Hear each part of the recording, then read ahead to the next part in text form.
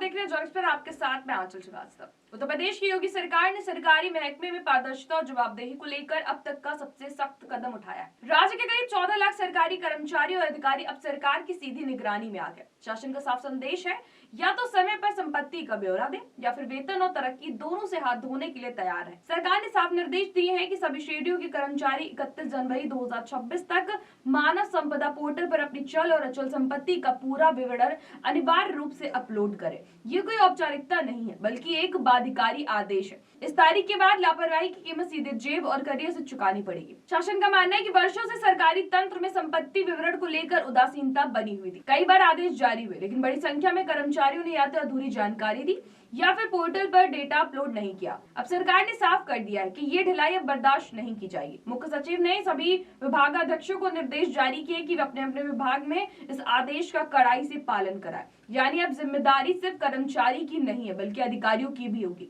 अगर किसी भी विभाग में कर्मचारी नियमों का पालन नहीं करते तो उसकी जवाबदेही तय की जाएगी। सबसे बड़ा और सख्त प्रावधान ये है कि जो कर्मचारी 31 जनवरी तक संपत्ति का विवरण अपलोड नहीं करेंगे, उनका फरवरी महीने का वेतन रोक दिया जाएगा। यही नहीं, ऐसे कर्मचारियों की पदोन्नति, भविष्य के लाभ और यहाँ तक कि ACR यानी एनुअल कॉन्फिडेंशियल रिपोर्ट भी अधूरी मानी जाएगी। साफ शब्दों में कहें तो बिना संपत्ति विवरण के करियर आगे नहीं बढ़ेगा। अब बात करते हैं उस जानकारी की जो कर्मचारियों को देनी होगी। मानव संपदा पोर्टल पर 2 तरह की संपत्तियों का खुलासा करना अनिवार्य किया गया।